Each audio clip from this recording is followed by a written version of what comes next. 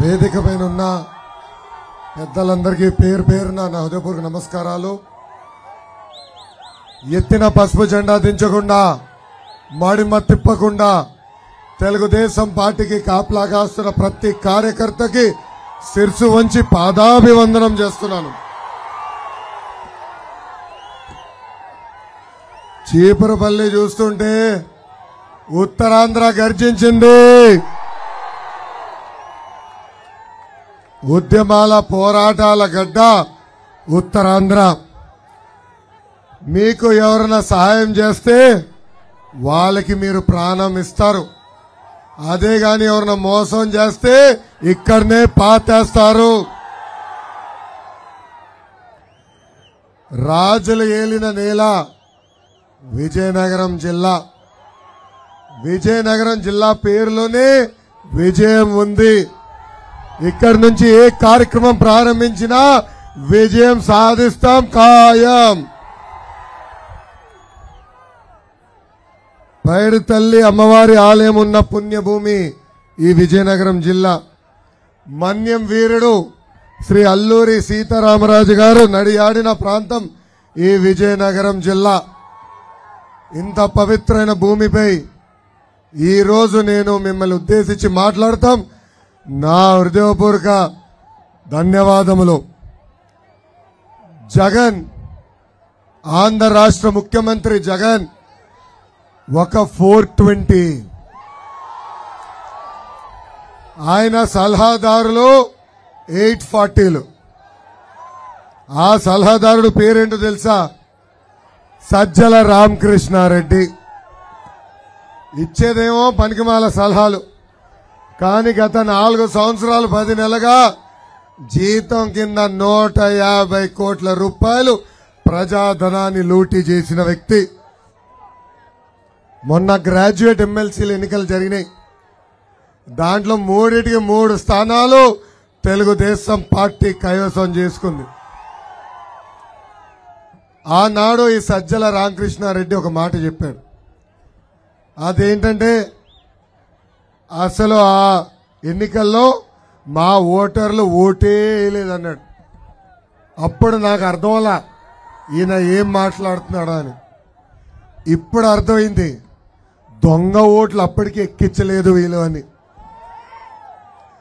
ఆ ప్రభుత్వ సలహాదారుడికి కుటుంబానికి 2 ఓట్లు ఉన్నాయండి.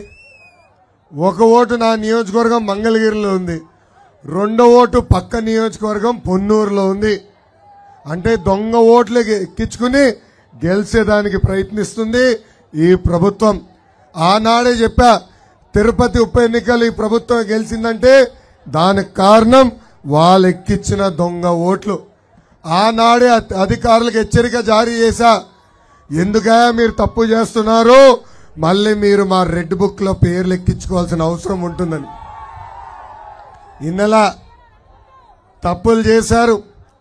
ఇప్పుడు ఒక ఐఏఎస్ అధికారి సస్పెండ్ అయ్యాడు, డిఎస్పీ గారు సస్పెండ్ అయ్యారు, సిఐఎస్ఐలు కూడా సస్పెండ్ అయ్యే పరిస్థితికి ఈరోజు చూస్తున్నాం. ఆనాడే చెప్పా, ఎవరైతే అధికారాన్ని ఉల్లంఘించి ఏకపక్షంగా వ్యవహరిస్తారో వాళ్ళందరి పేర్లు ఈ ఎర్ర బుక్ లో రాసుకుంటానని. ఇప్పుడు వాళ్ళు చెప్తున్నా, అర్థమైందా రాజా? మొన్న నన్ను ఒక 4 కుర్రోలు కలిశారు. వాళ్ళు కలిసి, ఈసారి ఎట్టి పరిస్థితుల్లో తెలుగుదేశం పార్టీని మేము గెలిపిస్తాం, కానీ మీకు జగన్ మధ్య ఉన్న తేడా ఏంటో మాకు చెప్పండి అని అడిగారు. ఆ కుర్రోలు చెప్పా, ఈ లోకేష్ నమ్మకుంది అంబేద్కర్ గారి రాసిన రాజ్యాంగం, జగన్ నమ్మకుంది రాజారెడ్డి రాజ్యాంగం. నేను ప్రజల్లో తిరిగితే జగన్ పర్దాలు కట్టుకుని తిరుగుతాడు. నేను స్టాన్ఫర్డ్ లో ఎంబీఏ చేస్తే Jagan 10th class exam paper leak చేసి పోలీస్ స్టేషన్కి వెళ్ళిన వ్యక్తి. నాకు క్లాస్మేట్స్ ఉంటే జగన్కి జైలు మేట్స్ ఉంటారు.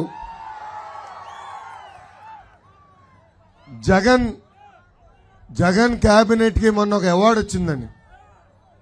ఒక అవార్డు వచ్చింది. ఆ అవార్డు ఏంటంటే భారతదేశంలోనే అతి చెత్త క్యాబినెట్ అని. ఏంటది? అతి చెత్త క్యాబినెట్ అని. జగనే అసమర్థుడు అంటే మంత్రులు అంతకన్నా పనికిమాలోళ్ళు. ఇప్పుడు బొత్స గారిని ఇప్పుడు లేపితే ఆయన ఏ శాఖ మంత్రి ఆయనకి తెలియదు.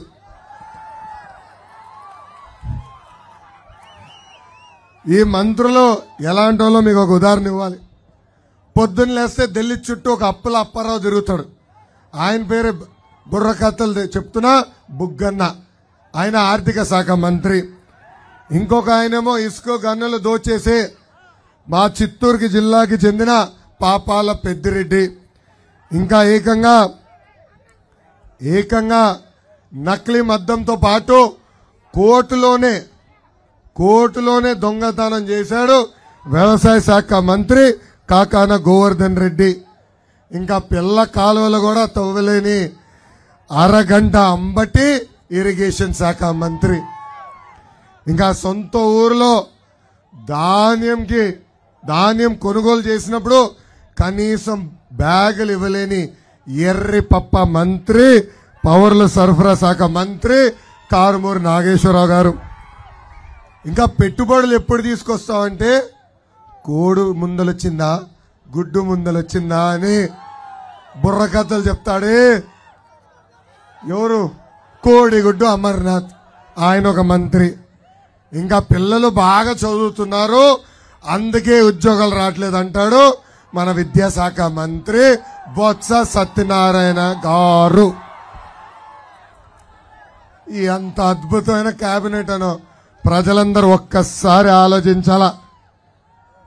జగన్ ఇప్పుడు కొత్త పథకం తీసుకొచ్చాడని. ఆ పథకం పేరు ఊరూరు స్విమ్మింగ్ పూల్. ఏంటది? ఈత కొట్టేదానికి స్విమ్మింగ్ పూల్. ఎన్నికల ముందర ఏం చెప్పాడు? ఇళ్ళలే కాదు ఊర్లే కడతానని చెప్పాడు. ఇప్పుడు ఎందుకు పనికిరాని భూములు తీసుకొచ్చి పేద ప్రజలకి పనిచేశారు. ఆ సెంటు స్థలాల పేరుతో 7,000 కోట్ల రూపాయలు కుంభకోణం చేశారు. ఇంకా లెవెలింగ్ పేరుతో 2,200 కోట్ల రూపాయలు కుంభకోణం చేశారు. ఇప్పుడు చిన్న వర్షం పడితే అక్కడ ఉన్న భూమి మొత్తం మునిగిపోయే పరిస్థితి. మొన్న వర్షాలు పడినాయి, అక్కడ మొత్తం మునిగిపోయింది. కనీసం పునాదులు కంపడలా. అప్పుడు సలహాదారుడు సజ్జలు ఉన్నాడు కదా, పరిగెత్తుకుంటా జగన్ దగ్గరికి వెళ్ళి అయా ప్రజలు బాగా కోపంగా ఉన్నారు, ఇలాంటి భూములు ఇచ్చారు ఏంటని అడుగుతున్నారని అడిగాడు. అప్పుడు జగన్ అన్నాడు ఇట్రా సజ్జలని గట్టిగా 2 పీకాడు. పీకి ఈత కొట్టమన్ను అప్పుడు కంపడితే పునాదులు అని చెప్పాడు. అలాంటి భూములు పేద ప్రజలకు ఇచ్చాడు ఈ జగన్. ఇక్కడున్న పేద ప్రజలందరికీ నేను హామీ ఇస్తున్నా, పక్కా గృహాలు కట్టించే బాధ్యత తెలుగుదేశ ప్రభుత్వం తీసుకుంటుంది. మీ జోబు నుంచి 1 రూపాయి పడకుండా చేసే బాధ్యత మేము తీసుకుంటామని ఈ సభాముఖంగా నేను హామీ ఇస్తున్నా. ఈ మధ్యన ఊరూరు మా నమ్మకం నువ్వే అని బోర్డు కనపడుతుంది, చూసారా?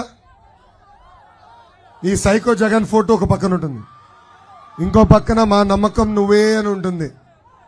ఈ సభాముఖంగా జగన్ నడుతున్నా, సొంత అమ్మ చెల్లియే మిమ్మల్ని నమ్మట్లేదు, మేము మిమ్మల్ని ఎలా నమ్మాలి అని.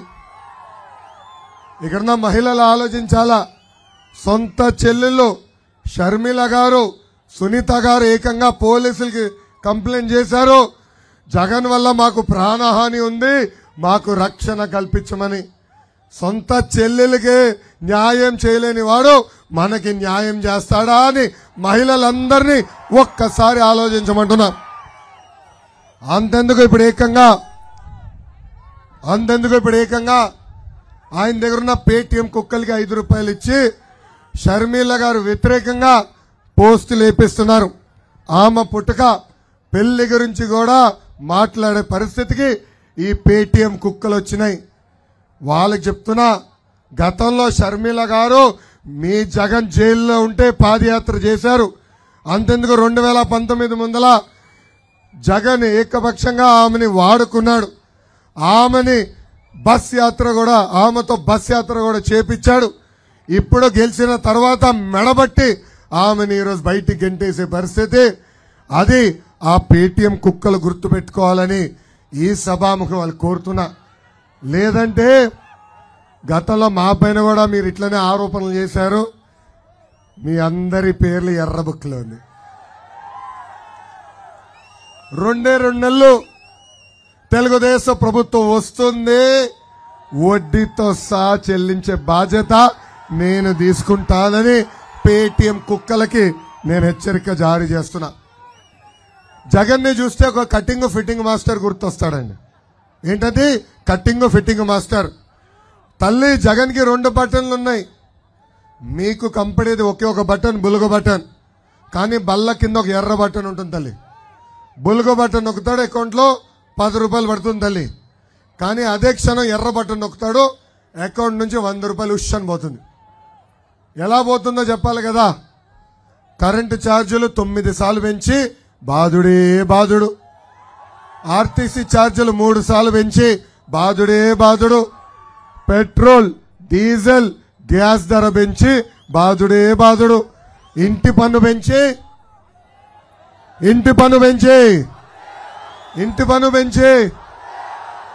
క్వార్టర్ ధరలు పెంచి అమ్మా రేపో మాపో వాలంటీర్ వాసు ఇంటికి వస్తాడు, ఒక గొట్టం తీసుకొస్తాడు, ఇలా ఉఫ్ అని ఊదమని. ఊదదు తల్లి, ఊదితే అమ్మాయింత గాలి పీల్స్తున్నావా అని ఈ జగన్ పీల్చే గాలి పైన కూడా పన్నేస్తాడు తల్లి.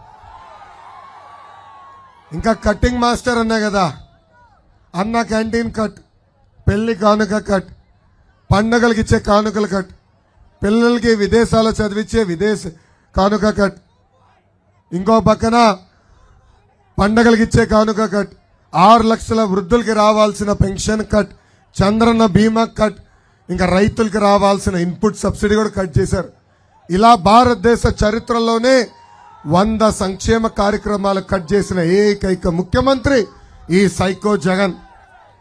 తెలుగింటి ఆడబడుచులు ఎదుర్కొంటున్న కష్టాలు మేము చూసాం. పాదయాత్రలు నేరుగా నేను తెలుసుకున్నాను. అందుకే ఇప్పుడు పవన్ అన్న చంద్రబాబు గారు కలిసి బాబు సూపర్ 6 ప్రకటించారు. దాంట్లో 6 హామీలు మేము ఇస్తున్నాం. మొదటి హామీ, తెలుగుదేశం జనసేన ప్రభుత్వం ఏర్పడిన మొదటి 5 సంవత్సరాల్లో 20 లక్షల ఉద్యోగాలు కల్పించే బాధ్యత మేము తీసుకుంటున్నాము. ఉద్యోగాలు వచ్చేదాకా కొంచెం ఆలస్యం అవుతే ప్రతి నెల 3,000 రూపాయలు నిరుద్యోగ భృతి మీకు అందిస్తాం. రెండో హామీ, స్కూల్కి వెళ్ళే ప్రతి విద్యార్థి తల్లిదండ్రుల అకౌంట్లో ప్రతి సంవత్సరం 15,000 రూపాయలు మన ప్రభుత్వం వేయబోతుంది. అంటే ఒకరుంటే 15,000, ఇద్దరుంటే 30,000, ముగ్గురుంటే ఎంత బా 45,000 రూపాయలు మనం ఇవ్వబోతున్నాం. ఇంకా అంతేకాదు, ప్రతి రైతుకి అండగా నిలబడడానికి ప్రతి సంవత్సరం 20,000 రూపాయలు ఆర్థిక సహాయం చేస్తాం. ప్రతి ఇంటికి ప్రతి ఏడా ఉచితంగా 3 గ్యాస్ సిలిండర్లు మన ప్రభుత్వం ఇవ్వబోతుంది. ఇంకా 18 నుంచి 59 సంవత్సరాల వయసు కలిగిన మహిళలకి ప్రతి నెల 1,500 రూపాయలు మన ప్రభుత్వం ఇవ్వబోతుంది. అంటే నెలకి 1,500, సంవత్సరానికి 18,000 రూపాయలు.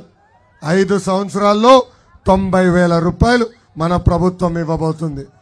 ఇంకా ఆరో హామీ, మహిళలు ఆర్టీసీ బస్సులో ఉచితంగా ప్రయాణించే హక్కు కూడా మన ప్రభుత్వం కల్పించబోతుంది. అసలు ఉత్తరాంధ్రకి పట్టిన దరిద్రం ఈ జగన్. 3 రాజధానుల పేరులతో మన జీవితాలతో 3 ముక్కలు ఆటలు ఆడుతున్నారు. ఉత్తరాంధ్రాని మొత్తం 3 కుటుంబాలకు అప్పగించాడు.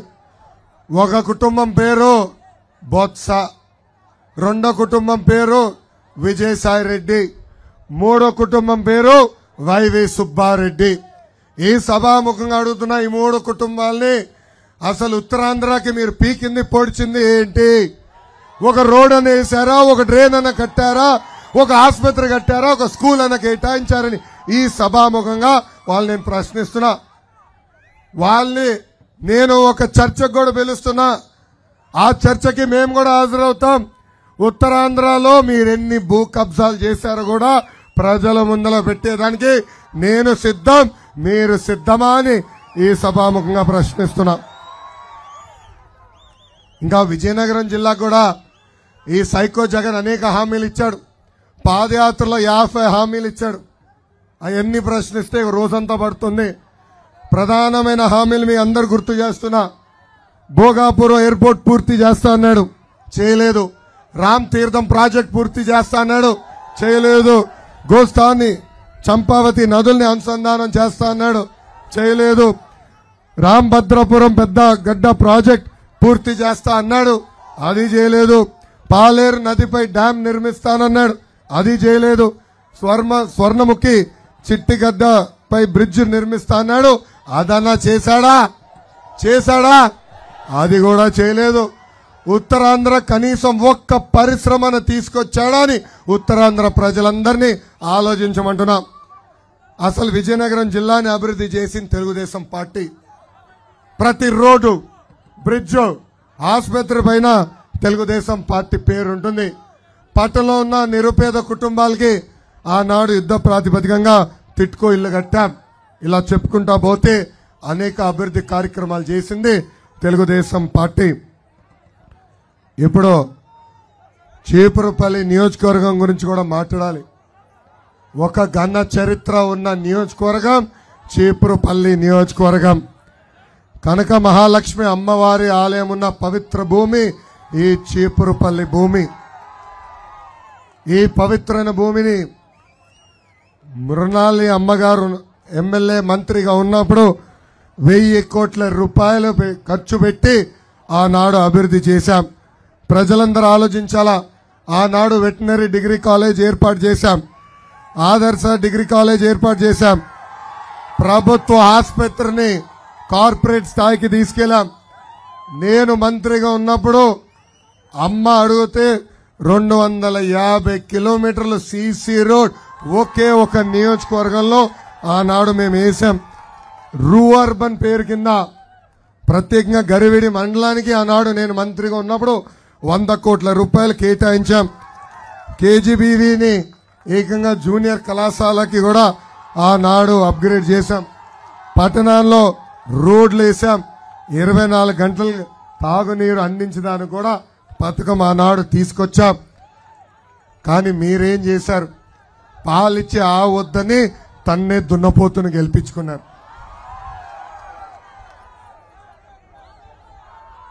ఆలోచించండి. పాలిచ్చే ఆ వద్దని తన్నే దున్నపోతు ప్రభుత్వాన్ని మీరు గెలిపించారు. ఇక్కడ నాగార్జున గారు మాట్లాడుతూ కొన్ని విషయాలు చెప్పారు. అన్నిటిని ఒప్పుకున్న ఒక్క విషయం నేను ఒప్పుకోవట్లా. అదేంటంటే ఇక్కడున్న బొత్స సత్యనారాయణ గారు, ఆయనకి అధికారం లేదంటే నేను ఒప్పుకోను.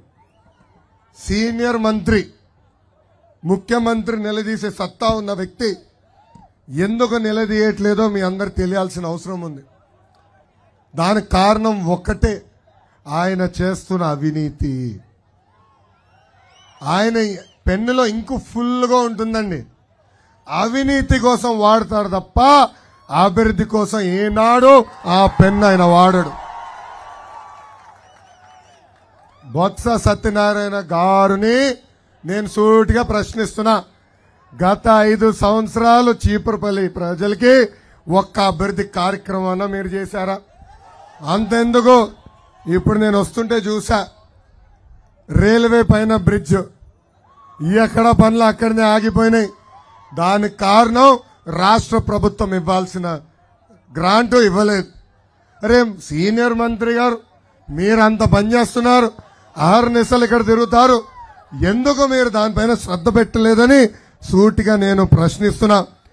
బొత్స గారు డీసీసీబీ చైర్మన్ గా చేశారు, ఎమ్మెల్యేగా చేశారు, ఎంపీగా చేశారు, మంత్రిగా చేశారు. కానీ ఈ కుటుంబం మొత్తం ఈరోజు విజయనగరం జిల్లా ఒక క్యాన్సర్ గడ్డలాగా నవ్వులేస్తుంది. బొత్స కుటుంబం చూస్తే నాకు గుర్తొచ్చేది క్యాన్సర్. ఎట్లయితే నిరుపేద కుటుంబాలని క్యాన్సర్ నవలేసి వాళ్ళని ఇంకా నిరుపేదలోకి తోసేస్తుందో, అలా విజయనగరం జిల్లాని ఈ కుటుంబం ఒక క్యాన్సర్ గడ్డలాగా ప్రజలందరినీ పీడించి ఇంకా పేదరికంలోకి తోసేస్తుంది. అందుకే విజయనగరం ప్రజలకు నేను పిలిపిస్తున్నా, క్యాన్సర్ గడ్డ పోవాలంటే రేడియేషన్ ఇవ్వాల్సిన అవసరం ఉంది. ఈ క్యాన్సర్ గడ్డలాగా తయారైన కుటుంబాన్ని వచ్చే ఎన్నికల్లో బటన్ నొక్కి రేడియేషన్ ఇవ్వాలని ఈ సభాముఖంగా విజయనగరం ప్రజల్ని నేను కోరుతున్నాను. జనసేన ఇన్ఛార్జ్ వర్యులు ఒక ప్రశ్న వేశారు. తెలుగుదేశం పార్టీ అధికారులు ఉన్నప్పుడు ట్రాక్టర్ ఇసుక 1000 రూపాయలు, అదే ట్రాక్టర్ ఇసుక ఇప్పుడు 5000 రూపాయలు ఎందుకు అయిందని. దానికి మీరు సమాధానం చెప్తారా బొత్స సత్యనారాయణ గారు అని ఈ సభాముఖంగా సూటిగా నేను ప్రశ్నిస్తున్నా. ఆర్ఈసీఎస్ ని ఎందుకు మీరు రాష్ట్ర ప్రభుత్వంలోకి విలీనం చేశారని ఈ సభాముఖంగా ప్రశ్నిస్తున్నా. అదేవిధంగా రిటైర్డ్ ఎక్స్ సర్వీస్ మెన్ భూములు, నిరుపేద కుటుంబాలకి సంబంధించిన భూములు ఎందుకు మీరు ఈరోజు కబ్జా చేశారని సూటిగా ప్రశ్నిస్తున్నా. ఇక్కడ ఒక ఎంపీ గారు ఉన్నారు, ఆయన పేరు బెల్లన్న చంద్రశేఖర్ రావు గారు. ఎంపీ గారిని అడుగుతున్నా, పార్లమెంట్లో అసలు మీరు చేసిందేంటబ్బా? గత 4 సంవత్సరాలు 10 నెలలుగా ఇక్కడ బయలుదేరుతారు, విశాఖపట్నంకి వెళ్తారు, ఒక విమానం వేసుకుని పార్లమెంట్కి వెళ్తారు. ఏనాడైనా మనం చూసాం ఆయన మాట్లాడతాం? ఏనాడైనా ఉత్తరాంధ్ర గురించి ఆయన మాట్లాడా? మన పార్లమెంట్ గురించి ఏనాడైనా కేంద్ర ప్రభుత్వాన్ని ఆయన ప్రశ్నించాడా? ఆయన సూటిగా ప్రశ్నిస్తున్నా, రైల్వేస్ కేంద్ర ప్రభుత్వం పరిధిలో ఉంది, ఎందుకు ఆ బ్రిడ్జ్ ఇప్పటి వరకు మీరు పూర్తి చేయలేకపోయారు? ఒక బ్రిడ్జ్ కూడా పూర్తి చేయలేని ఎంపీ దద్దమ్మ మనకు అవసరమా అని ప్రజలందరినీ ఒక్కసారి ఆలోచించమంటున్నా. తల్లి వాళ్ళు చెప్పే మాయ మాటలు ఇట్లనే నమ్ముతా పోతే రేపు మన ఇంటి పైన ఉన్న కప్ప కూడా వీళ్ళు దోచేసుకుంటారు. ఇలాంటి కుటుంబం ఇది. ఇక్కడనే కాదు, ఇప్పుడు ఏకంగా ఆ కుటుంబాన్ని వైజాగ్ కూడా పంపించి ఎంపీ చేసేదానికి ప్రయత్నిస్తున్నారు. అంటే ఇక్కడ దోచుకుంది చాలు, ఇప్పుడు వైజాగ్ ని కూడా దోచుకునేదానికి ఈ కుటుంబం మొదలైంది. అందుకే ఉత్తరాంధ్ర ప్రజలందరూ నేను పిలిపిస్తున్నా, ఈ బొత్స క్యాన్సర్ గడ్డకి రేడియేషన్ ఇవ్వాల్సిన బాధ్యత ప్రతి వ్యక్తి పైన ఉంది. ఇంకా చీపురుపల్లి ప్రజల్ని నేను కోరుతున్నా, తెలుగుదేశం జనసేన పార్టీ అభ్యర్థిని మీరు గెలిపించండి.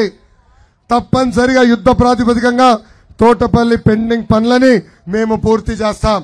ఇక్కడ మూతపడిన ఫెర్రల్ కంపెనీలన్నీ తెరిపించి స్థానికులకే ఉద్యోగాలు కూడా కల్పించే బాధ్యత వ్యక్తిగతంగా నేను తీసుకుంటాను. ఉత్తరాంధ్రకి గతంలో ఎట్లయితే అనంతపురికి కియా మోటార్స్ తీసుకెళ్లామో అదే రీతిలో ఇక్కడ సెజ్ ఏర్పాటు చేసి పెద్ద ఎత్తున నిరుద్యోగ యువకులకి స్థానికులకి ఉద్యోగాలు కల్పించే బాధ్యత వ్యక్తిగతంగా నేను తీసుకుంటానని ఈ సభాముఖంగా హామీ ఇస్తున్నా. అంతేకాదు రైతుల్ని కూడా ఆదుకోవాల్సిన అవసరం ఉంది, అది కూడా తప్పనిసరిగా మేము చేస్తామని ఈ సభాముఖంగా నేను హామీ ఇస్తున్నా. ఇంకా తెలుగుదేశం పార్టీ బలం, తెలుగుదేశం పార్టీ కార్యకర్తలు, నాయకులు పార్టీ మాడినా ఎత్తిన పసుపు జెండా దించకుండా ఆ పసుపు జెండాను నమ్ముకున్న కార్యకర్తలు ఒక తెలుగుదేశం పార్టీ కార్యకర్తలు. అన్న విశ్వవిఖ్యాత నర సార్వభౌమ స్వర్గశ్రీ నందమూరి తారక రామారావు గారు ఏ ముహూర్తంలో పార్టీ స్థాపించారో నాకు తెలియదు, కానీ ఏ పార్టీకి లేని కార్యకర్తలు ఒక తెలుగుదేశం పార్టీకి తక్కుతుంది. దేశంలోనే కార్యకర్తల పార్టీ అంటే గుర్తొచ్చే పార్టీ తెలుగుదేశం పార్టీ. నాకు అక్క చెల్లెలు లేరు, అన్న తమ్ముడు లేరు, ఇంట్లో నేను ఒక్కడనే. కానీ అన్న ఎన్టీఆర్ నాకు 60 లక్షల మంది అక్క చెల్లెలు అన్న తమ్ముడు నాకు ఇచ్చారు. మీ రుణం తీర్చుకునేదానికి 2014లో నా వంతు కార్యకర్తల సంక్షేమ నిధి ఏర్పాటు చేశాం. ప్రమాదంలో చనిపోయిన కార్యకర్తలకి 2 లక్షల ప్రమాద బీమా ఇచ్చిన పార్టీ తెలుగుదేశం పార్టీ. కార్యకర్తలు ఎవరన్నా ప్రమాదంలో కానీ ఫ్యాక్షన్లో చనిపోతే వాళ్ళ కుటుంబాలని దత్తక తీసుకుని వాళ్ళ పిల్లల్ని చదివిస్తుంది మా తల్లి భువనేశ్వరి అమ్మ. అంతేకాదు చికిత్సకి డబ్బులు అవసరం ఉన్నా, ఆర్థిక సహాయం అవసరం ఉన్నా ఒకవేళ ఈ ప్రభుత్వం కేసులు పెట్టినా ఆ కుటుంబాల్ని ఆదుకుంది తెలుగుదేశం పార్టీ. మేము ఎంత చేసినా మీ రుణం తీర్చుకోలేమని మళ్ళీ తెలుగుదేశం పార్టీ కార్యకర్తలకి ఈ సభాముఖంగా తెలుపుతున్నాం. గత 5 సంవత్సరాలుగా మన పైన అనేక రకమైన కేసులు పెట్టారు. తమ్ముడు పైన కేవలం 3 కేసులే ఉన్నాయి. నా పైన 22 కేసులు ఉన్నాయి. నా పైన ఎస్సీ ఎస్టీ కేసు ఉందన్న.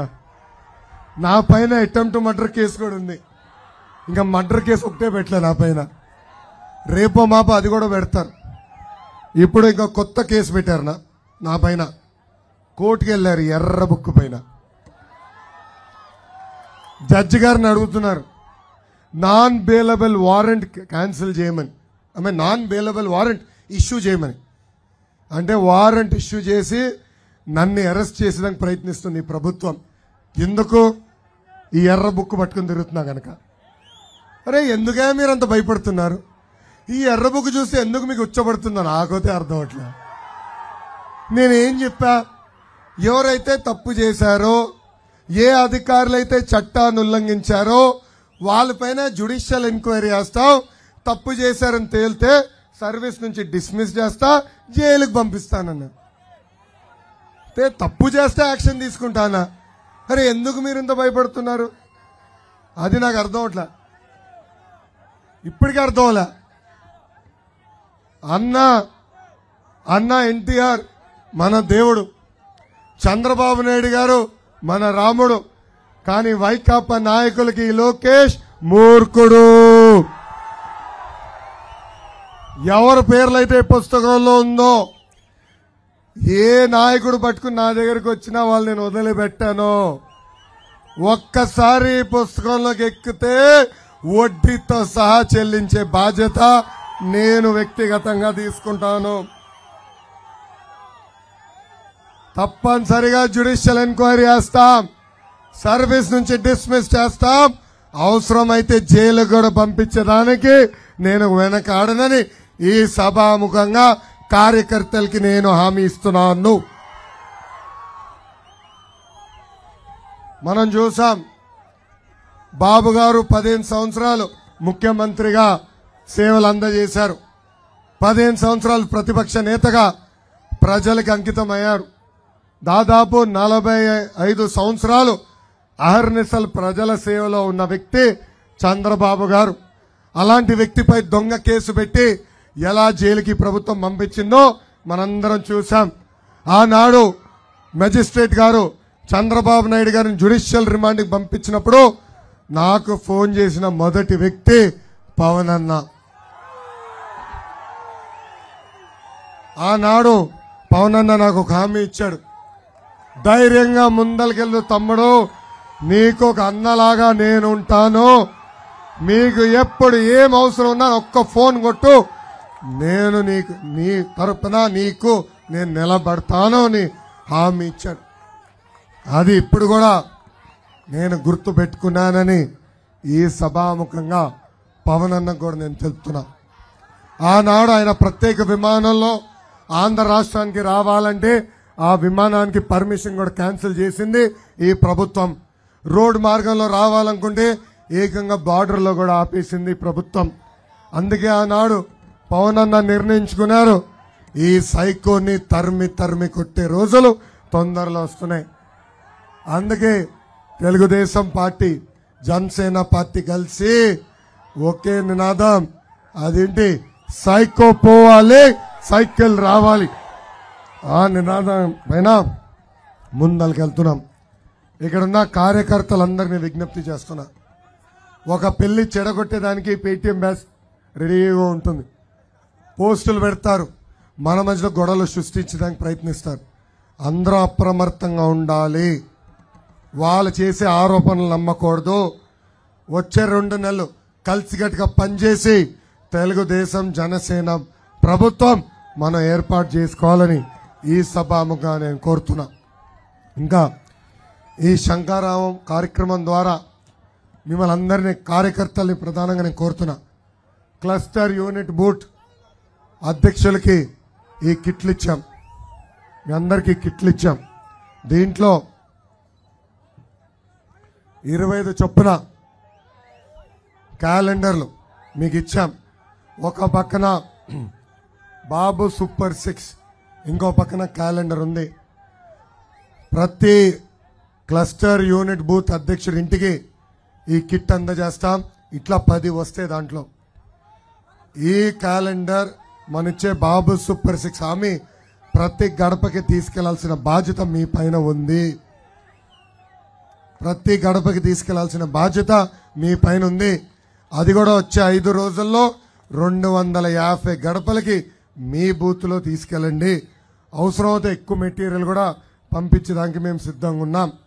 ఈ కిట్లో మేము మీకు ఒక కార్డు కూడా ఇస్తున్నాం.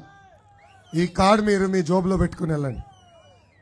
ఒక పక్కన మన ఇచ్చిన సూపర్ 6 హామీలు ఉన్నాయి. ఈ సూపర్ 6 హామీలు బంధువుల ఇంటికి వెళ్ళినా, టీ తాగేదానికి టీ షాప్ లాగినా, పెట్రోల్ బంక్ వెళ్ళినా, భోజనం చేసేదానికి టిఫిన్ బండి దగ్గర ఆగినా అక్కడున్న ప్రజలకి తెలియజేయాల్సిన బాధ్యత ఇక్కడున్న మీ అందరి పైన ఉంది. అందుకే ఈ కార్డు ఇచ్చాను. ఇది మీరు మీ జోబులో పెట్టుకుని తిరగాలి. దాంతోపాటు సైకిల్ కూడా ఇచ్చా. ఎంతమంది పెట్టుకున్నారు? చేతుల పైకెత్తండి. సైకిల్ ఇచ్చాం. ఆ సైకిల్ పెట్టుకుని గర్వంగా మనందరం తిరగాల్సిన అవసరం ఉంది. కిట్లో ఎటుగో క్యాప్ ఇచ్చాను. ఎండాకాలం వస్తుంది కదా, ఈ క్యాప్ వేసుకుని ఈ 2 నెలలు మనందరం కష్టపడాల్సిన అవసరం ఉంది. గతంలో మనం బాధుడే బాధుడు ఇదేమి కర్మ మన రాష్ట్రానికి బాబు షూరిటీ భవిష్యత్ గ్యారంటీ చేశాం. తమ్ముడు అన్నట్టు నేను వస్తున్నానంటే అప్పుడే మీరు పరిగెడతాం మొదలుపెట్టారు.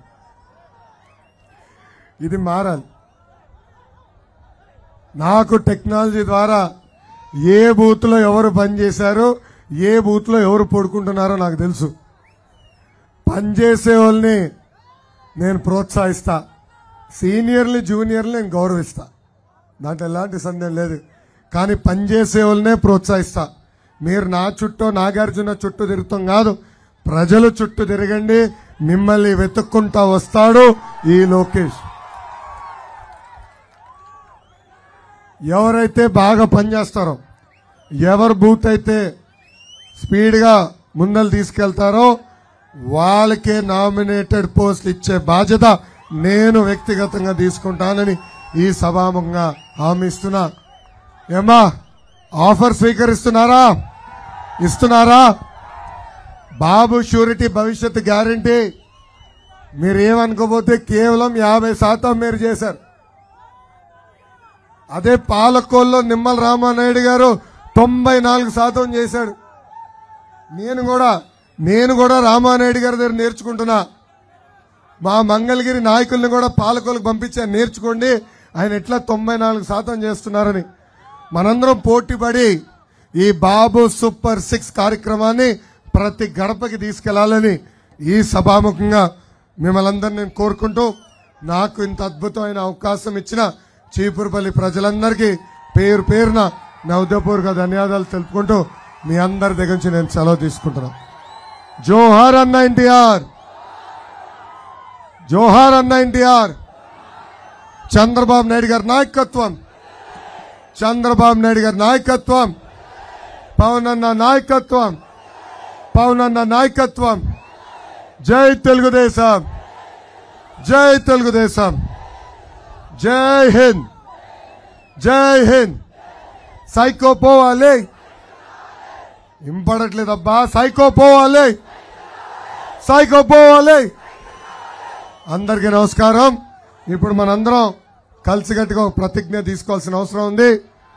ఎవరు వాళ్ళ స్థానాల్లో నుంచోవాలి, వాళ్ళ చెయ్యి గుండె పైన పెట్టుకుని ప్రతిజ్ఞ చేయవలసిందిగా మిమ్మల్ని నేను కోరుతున్నాను.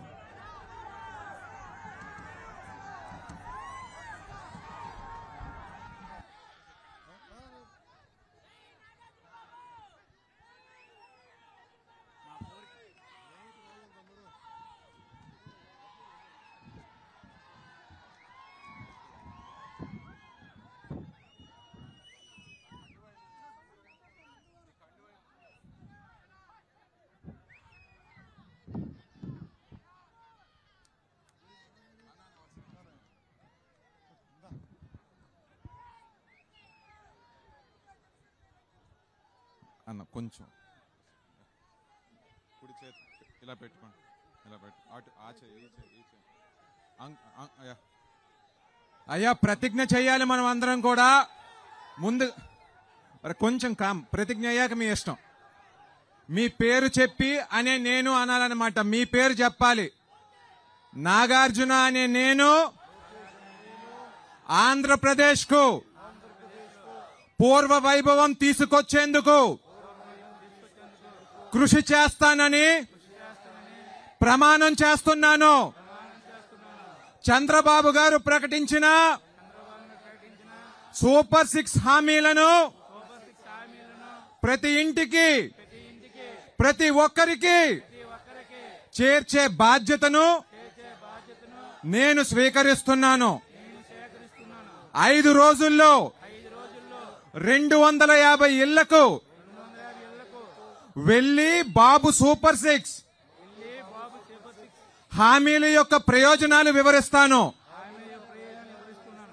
ఈ 2 నెలలు నిస్వార్థంగా నా సేవలను తెలుగుదేశం పార్టీ కోసం, చంద్రబాబు నాయుడు గారి కోసం, ఆంధ్రప్రదేశ్ కోసం అంకితం చేస్తాను. ప్రతి ఒక్కరూ తెలుగుదేశం పార్టీకి, చంద్రబాబు నాయుడు గారికి ఆంధ్రప్రదేశ్ ప్రతిష్ట కాపాడేందుకు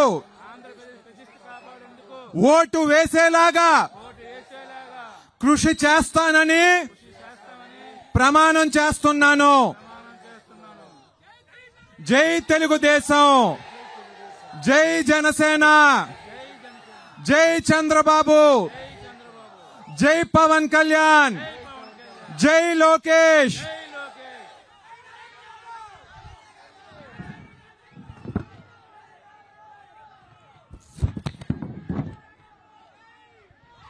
Get down, you ready?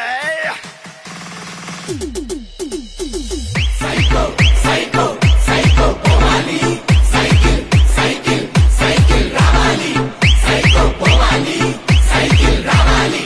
Psycho, Powali. Cycle, Ravali. Sima Chellamma, Attile Chinnamma, Sriselamma Mamma, Antundakatera.